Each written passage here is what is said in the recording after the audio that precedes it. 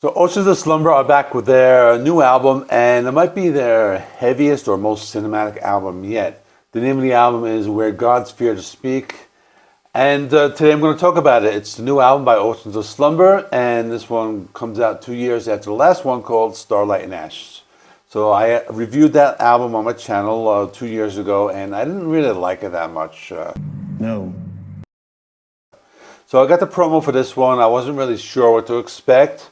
But I'm here to tell you that the band has gotten much heavier since their last album, or in other words, it's a return to their older sound.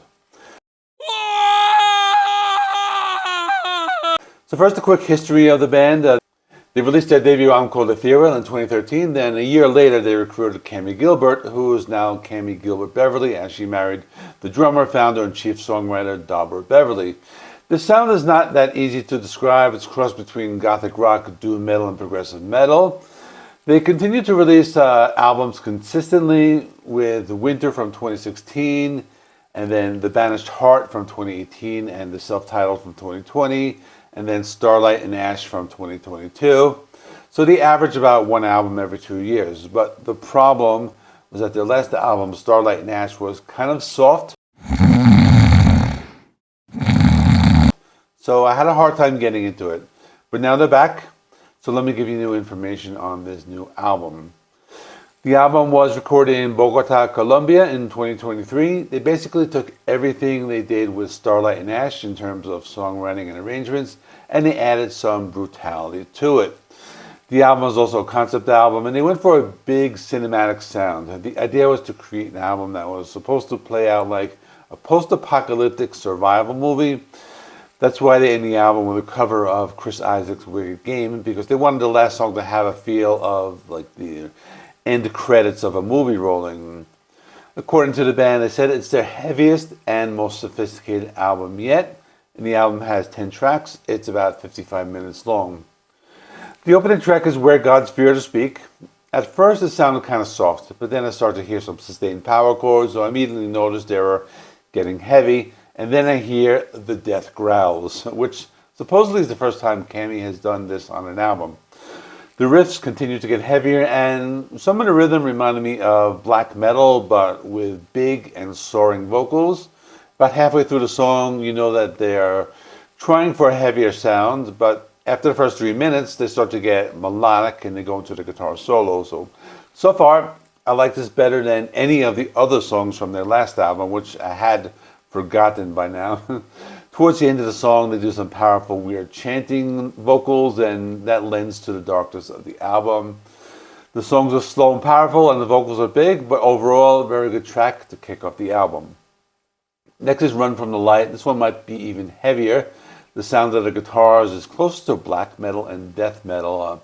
You can hear male vocals, which are from the guest vocalist, who is Michael Stan of Dark Tranquillity. But they slow it down to get more melodic. You can hear some vocal harmonies as well as the male vocals. Cammie does some operatic vocals as well. The guitars are big, but you can hear electronic sounds in the background. I was surprised how heavy the guitar riffs were and how melodic the solo was. The song works well with the male and female vocals harmonizing with each other, and the song ends with a soft outro. Then there is Don't Come Back From Hell Empty-Handed. This one has a very cinematic sound. It's also one of the softer, more dramatic tracks. Cammie is using more of a melodic vocal style. There's a longer track at close to 9 minutes, and they start to incorporate heavy guitars as the song progresses. Then they play some black metal style guitars, but at the same time the vocals continue to be melodic. They go into like a softer piano section, and then after this they bring in some heavy riffs. So as you can see, they're going for longer songs with lots of heavy and light sections. They go back and forth, and this seems to continue throughout the song, and they end the song with more of those death growls. The fourth track is called Wish. This one has an alternative rock feel. They're alternating between the heavy chorus and the softer verses, the same way grunge bands used to do back in the 90s, so I like that aspect of it. The song is melodic and one of the shorter ones, so it has more of a commercial appeal. The next song is called Poem of Ecstasy. This is another one that has a very dramatic sound at first. They do this by being heavy at first. It's a melodic song with some very big vocals. I really like the drumming on this song. There are lots of drum fills, and Cammie sings a more of a sultry tone with lots of emotion.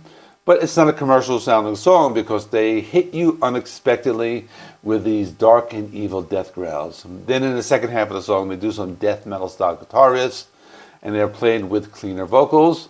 The song is very intense because it went from what you would have thought was a soft ballad to maybe one of the most intense songs on the album, which has elements of various extreme metal genres. At the same time, they never lose the melodic aspect of the song. There's also the progressive element, and the song has lots of complex changes, and they go from the heavy and the light sections, and they go back and forth. We're about halfway through the album now, and things start to get dramatic. The next track is called The Given Dream, and this one has some dark synths and some futuristic sounding electronic sounds. They continue with the melodic and clean sections, and there are some interesting drum percussions. They kind of sound like hand claps, or in other words, they make the drumming sound very interesting. The song also has this movie score quality, as I can imagine a song in some sort of musical, or being on the soundtrack to a fantasy movie, something like that. It seems to have the sound of it, and I would say it's one of the softer songs, also one of the shorter ones at 4 minutes. There are 4 more songs in the album. The next one is called I Will Break the Pride of Your Will. This is another one that starts off with some soft electronic sounds, and I like the sound of the electric guitars on the song, as they sound like traditional metal mixed with some lower tuned metalcore style guitar riffs. The vocals are melodic as always. There are some death growls, so that adds another layer of heaviness, as well as some bigger vocals from Cammie. The song does a nice job mixing the heavy and the light, and they do it in a way that they blend the two styles together to exist at the same time in the song. I guess you have to hear the song to know what I'm talking about. But then the second half of the song has some softer and more ambient sections. Then towards the end of the song, they have some of those heavier and chunkier riffs. So you can see they're mixing a lot of different ideas into each song.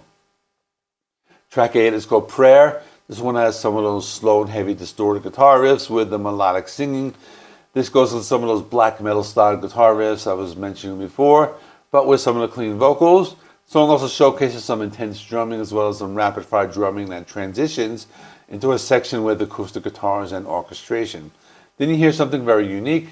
There's some male vocals that do clean singing, and these are from guest vocalist Fernando Ribeiro, and he is from the band Moonspell. It also sounds like a children's choir in the background towards the end, and that adds like another layer of sound. There are 2 more songs, and track number 9 is called The Impermanence of Fate. This one starts with some soft synths and some emotional vocals by Cammie. It's one of the slower and more dramatic tracks, but they add some heaviness with some sustained power chords. Then the song gets very intense and goes into some death metal territory. So basically, you don't know what you're getting with this band. I might even be like the heaviest they've ever been. Like I'm talking about like this section of the song. But as I've been saying, they go back and forth between the heavy and the light throughout most of the songs in the album.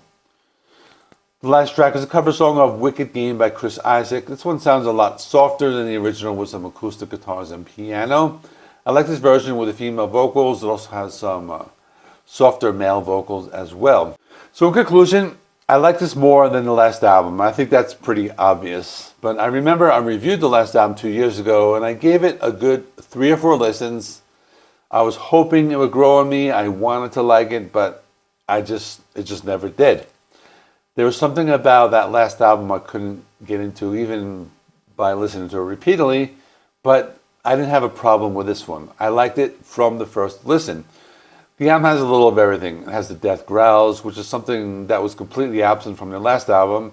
Lots of influences from extreme metal genres, such as black metal and death metal, and there's this melodic side that the album keeps throughout the 10 songs. So they seem to be very good. They find a balance. When they want to go heavy, they go heavy. When they want to go light, they go light. When you listen to this album, you kind of never know what's going to come in a song. So that's what I like about it. I'm going to give this album an 8 out of 10. I think it's a solid effort.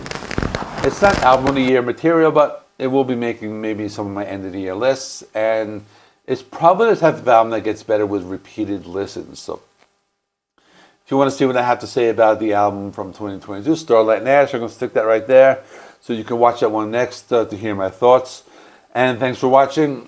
Please like this video. It helps me with the YouTube algorithm. Please subscribe if you're not already. I do recommended reviews. I do album rankings. I do classic album reviews. So thanks for watching, and I will see you in the next one.